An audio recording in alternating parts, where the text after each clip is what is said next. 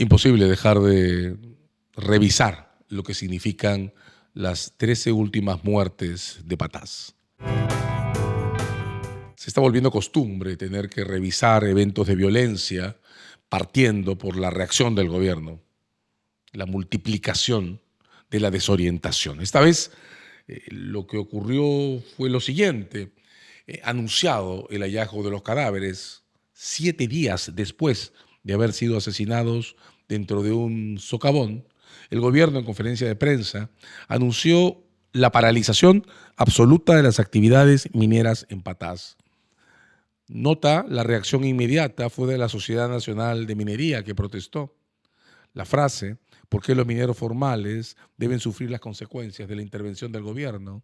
El desenlace, hoy, miércoles 7 de mayo, el gobierno anunciando que la suspensión general que ha decretado no va a alcanzar a los mineros formales. Ok, la pregunta, ¿cómo se planea sostener la suspensión de la actividad minera ilegal violenta si el gobierno no puede contenerla?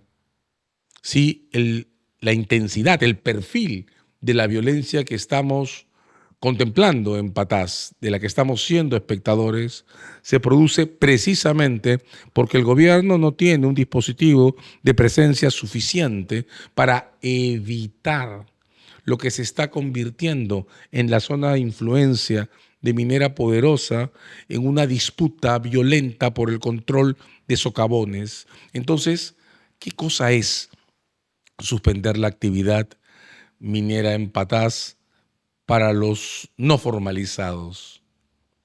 De nuevo, la discusión estos 2 días, los que median desde la conferencia del lunes, se ha centrado en el reinfo, en la decisión del Parlamento actual de renovar el registro transitorio de quienes declararon que se formalizarían, pero no lo han hecho en los 13 años que median entre el 2012 y el presente. Noticia para tener en cuenta: la renovación del reinfo que el Congreso aprobó no es permanente, se agota en junio de este año. La pregunta siguiente que abre entonces esta escena en que la suspensión de actividades ha entrado entre la malla de reacciones del gobierno es ¿qué pasará con el reinfo en junio del 2025? ¿Cómo hará, si es que logrará hacerlo el Congreso, para en medio de lo que representa la escena de violencia en Patás, renovarlo nuevamente? ¿O va a ser cancelado el reinfo? Y si el reinfo va a ser cancelado, ¿cuál va a ser el estado de cosas en Patás luego de esa cancelación? Las cifras en Patás son, por cierto, muy complejas. Patás es una zona de extracción minera en un momento en que el valor de la onza de oro está bastante por encima de los $3,000, un precio récord. Hace muy poco, Raúl Vargas ha llamado la atención sobre un punto que es más o menos evidente. El oro que se extrae de socavones solo adquiere valor si es sometido a tratamiento en una planta, de modo que la observación inmediata sobre lo que genera los márgenes de ganancia que mueven la actividad ilegal violenta de Patás es el proceso, el transporte, la refinación, la exportación. No es posible entonces mirar la economía violenta de Patás sin observar al mismo tiempo los puntos en los que el producto de la extracción minera violenta genera valor. No es solo el reinfo que hay que observar, son además, lo ha dicho Rubén Vargas, los puntos en los que se procesa el metal.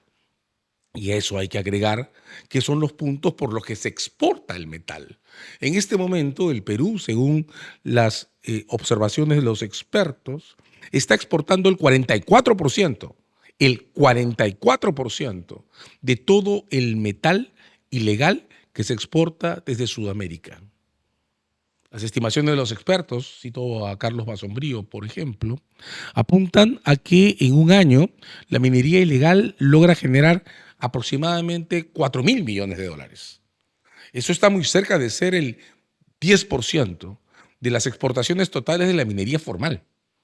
La minería ilegal en este momento aporta o genera casi algo cercano a la mitad del total de dinero que generan las economías ilegales en el país. Seguir el dinero se supone que es la consigna en este tipo de casos. Si el gobierno quiere organizar, si es capaz de organizar una reacción inteligente sobre lo que está ocurriendo en Patás, no debería comenzar por tener una visión clara sobre el ciclo económico que agrega valor a esta actividad violenta. ¿Puede ser tan complejo? En el Perú hay tres tipos de minería: la minería de tajo abierto, la minería aluvial, y ahí está Madre de Dios contaminando ríos, y la minería de socavón, que es la que predomina en Patás. La minería de socavón llega a los puntos en los que se refina el material por tierra, en carreteras. ¿Es realmente tan difícil intervenir las carreteras, las oficiales y las probables trochas clandestinas que permiten bajar a la costa desde Patás? ¿Es difícil utilizar un satélite para fijar las rutas por las que llega ese mineral a las plantas de tratamiento en las que se le convierte en metal valorable en el mercado? Todo esto está muy lejos de hacer algo como anunciar la suspensión completa de actividades en la zona de Patás y anunciarla originalmente de manera indiscriminada. El anuncio del lunes, del que el gobierno se ha retractado el día de hoy, pone en evidencia una reacción impulsiva, no conectada con procesos mínimos de relación con los agentes económicos formales de la zona. Son tres mineras grandes en Patás: Retamas, Horizonte y Poderosa. ¿Qué tan difícil es tenerlos en una mesa y entender qué ocurre antes de lanzar algo como el anuncio de una suspensión indiscriminada de actividades mineras en Patás? ¿Qué tan difícil es dialogar, levantar información antes de reaccionar? En general, cosas como una suspensión universal de actividades en un territorio completo, lo que demuestran es incertidumbre. Imprescindible hacer la nota a pie de página. La única medida de ese tipo que se ha tomado en la historia reciente en el Perú fue dictada con ocasión a la pandemia, cuando la pandemia no se conocía. ¿Qué cosa fue? Una cuarentena. Bueno, el gobierno acaba de intentar poner una cuarentena en la zona de Patás. Y lo que revela eso es una reacción y un gobierno que reacciona sin saber lo que está pasando. Al final del día, lo que ocurre en Patás es una disputa abierta por el control de zonas de subsuelo, los socavones. Es una disputa por un territorio que no tiene autoridades de regulación propias. Una disputa que pone en evidencia que las estrategias de una de las tres grandes mineras de la zona, porque las denuncias, las 13 muertes, la anterior, la fosa común con 12 cadáveres, los 39 casos documentados hasta ahora de personas asesinadas en el entorno de actividades mineras en el último tiempo, desde diciembre del 23, los 39 casos se producen en el entorno de una de las tres grandes concesiones de la zona, la de Poderosa. Entonces, para comenzar, ¿hay que cerrar todo Patás o hay que intervenir de alguna manera inteligente las rutas que permiten el desarrollo de actividades violentas en los socavones del entorno de la concesión de Poderosa? ¿Es tan difícil notarlo? Diego Macera, uno de los principales economistas de nuestro medio, hace muy poco en El Comercio, publicó un artículo que se hace la misma pregunta. ¿Por qué, si está claro que la economía debe ser manejada por expertos en función a evidencia estadística comprobada y en función a procedimientos que suponen revisiones, estudios y validaciones? ¿Por qué, si la salud es manejada por expertos, en nuestro caso con muy pocos recursos, pero en los que la evidencia médica es fundamental? ¿Por qué, si admitimos que la ciencia es imprescindible para tomar decisiones públicas en nuestros principales procesos, por qué en materia de seguridad ciudadana nos estamos dando el lujo de ser intuitivos? ¿Acaso el gobierno piensa que no hay nadie pensando en la violencia? ¿Que no hay estadísticas, no hay analistas, no hay fuentes, bases de datos, testimonios, zonas que reconocer? ¿En serio la violencia va a ser tratada intuitivamente en lo que antes fue un cuarto de guerra y ahora parece ser un escritorio en el que se piensa sin siquiera levantar el teléfono para preguntar cuál es la opinión de los agentes económicos que operan en la zona? Mi desconcierto es absoluto respecto a las capacidades del gobierno para tomar en serio una reacción organizada sobre lo que está pasando en Patás. Lo que me queda completamente claro, sin embargo, es que lo que ocurre en Patás ya no está ubicado en el eje de conflictos entre trabajadores y propietarios de minas. Los que están muriendo son personas que trabajan, trabajadores de seguridad, mineros, que son sorprendidos en la oscuridad de los socavones y asesinados, son trabajadores.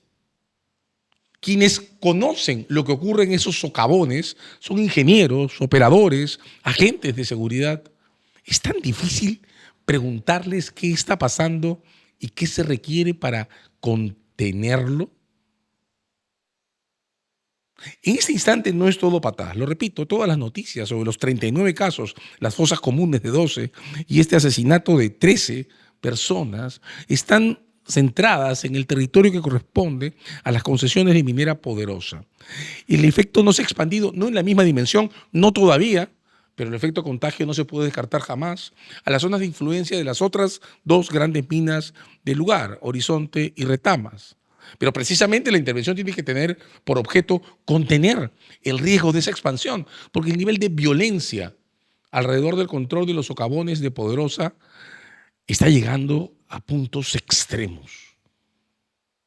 Se trata de una disputa por territorios, territorios de subsuelo, socavones, territorios desconocidos para quien no esté en la zona, territorios que se han desarrollado en esta malla de perforaciones sin ninguna contención a lo largo de estos años. Porque si algo debemos reconocer como sociedad es que depositamos demasiada confianza, y fue un error, en que el ciclo de expansión de la minería con el boom de la primera parte del siglo iba a generar por sí mismo una suerte de contención automática o natural sobre las condiciones de orden, seguridad y comercio en el entorno de las zonas de influencia de las grandes mineras. Patás pone en evidencia que eso fue un error. Patás pone en evidencia que el ciclo que comenzó con el boom de los minerales a principios de este siglo fue una oportunidad, otra oportunidad que hemos perdido por completo. Lo que había que hacer era desarrollar Estado, aprovechando los excedentes que generaba el macrociclo, el ciclo grande de incremento de precios de los metales desde comienzos de este siglo. No lo hicimos. Lo que hicimos fue confiar ciegamente en que el desarrollo de la empresa privada iba por sí mismo a poner orden en las zonas. Y la empresa privada ha hecho esfuerzos, ha tejido mallas de convenios con los extractores tradicionales o artesanales o informales cercanos a sus ámbitos de referencia. Intentó establecer zonas de amortiguamiento, alguna forma de fronteras físicas entre sus áreas de explotación y las áreas sujetas a la minería informal. En algunos casos desarrolló polos urbanos, tratando de ofrecer una alternativa de inclusión a las poblaciones alrededor de los centros mineros. Pero si el modelo ha fallado, cuando ha sido intentado, es porque la única manera de fijar autoridad es expandir el ámbito de cobertura del Estado, y eso no lo hemos hecho. En consecuencia, comenzar por Patás y específicamente comenzar por el entorno territorial de las concesiones que maneja Minera Poderosa, donde se están registrando todos estos casos, va a ser difícil. Entre otras razones, porque va a requerir un nivel de inversión pública que probablemente no ha sido previsto por este gobierno. Va a requerir un nivel de desarrollo de inteligencia que este gobierno ha probado no tener. Ahí está la incertidumbre en el otro extremo. Va a requerir una revisión de nuestros propios procesos internos vinculados al manejo de la seguridad, la población y el respeto de los derechos humanos. Porque no es posible plantear una controversia por el control del territorio sin tener una incidencia directa sobre ese territorio. Los estados de emergencia que se han estado utilizando en el marco del último ciclo de violencia claramente están vaciados de contenido porque no tienen planeamientos estratégicos. Y en este caso, el planeamiento estratégico, además de una inteligencia que este gobierno demuestra, confirma e insiste en mostrarnos que no tiene, depende de una relación directa con los agentes económicos de la zona. Y esos son tanto las 3 grandes empresas ubicadas en el lugar, como sus trabajadores y las poblaciones que en este momento están desprotegidas en un área que está librada a la influencia de la acumulación que están desarrollando quienes se benefician con estas ocupaciones violentas en los socavones y estas extracciones impregnadas de violencia. Los nombres de las cosas son importantes en este tipo de procesos. Escuché hace solo unos días a un representante de empresas mineras informales pretender, no voy a decir sostener, pretender que la minería ilegal debe ser reconocida como tal solo cuando extrae minerales de zonas protegidas, zonas en las que la extracción está prohibida. No, creo que está claro que esa construcción no nos sirve para nada. De lo que estamos hablando ahora es de minería violenta. Minería violenta que es en principio promovida por empresas ilegales, no formalizadas. Pero tenemos que reconocerla como tal. Es violenta. Y es violenta porque se organiza en función a la ocupación física de socavones ajenos a cualquier costo, incluyendo la muerte de vigilantes o trabajadores a quienes se encuentre. Es predatoria porque intenta aprovechar esas tomas físicas de estos socavones para extraer y comercializar. Genera márgenes altísimos de dinero, a más de $3,000 la onza, y desplaza físicamente con la absoluta indiferencia del gobierno. Se procesa y agrega valor con la absoluta indiferencia del gobierno. Y se está exportando. ¿Qué operativo hemos visto para intervenir el oro ilegal que se exporta del país por el mar o por las fronteras? Ninguno. Ninguno. Los nombres de las cosas importan. ¿Queremos llamarle terrorismo esta forma de minería violenta? Pues llamémosle terrorismo, pero tengamos en claro que hay una diferencia esencial entre el terrorismo y esto. El terrorismo se financia y se financia por métodos ilegales. La actividad minera violenta, en cambio, tiene por objeto producir dinero. No solo se financia con dinero lavado, sino que genera márgenes que también se lavan como activos. El centro de la actividad minera violenta está en el dinero. Lo que hay que seguir es el patrón de inversión de dinero ilegal y eso es lavado. Lo que hay que seguir es el patrón de reinversión de las ganancias obtenidas por la comercialización del dinero ilegal y eso también es lavado. Es obligatorio entonces pensar en nuestras formas de intervención sobre los circuitos de comercialización de dinero ilegal otra vez. Y la pregunta final sigue siendo la misma que levantamos como esencial para enfrentar la violencia urbana. ¿Sabe el gobierno quiénes son? Si aquí se está movilizando violencia para producir márgenes de ganancia tan altos como para llegar a los 4.000 millones al año, lo repito, es aproximadamente el 10% de lo que exportan las mineras formales. Si se está produciendo esa cantidad de dinero, ¿se imaginan cuánto de lo que se lava se destina a pagos de sobornos? Bien, ¿sabe el gobierno contra quiénes debemos de pelear? ¿Quiénes están acumulando estos márgenes de ganancia en este momento mientras estamos reaccionando como si lo único que pudiéramos hacer sea liberar palos de ciego?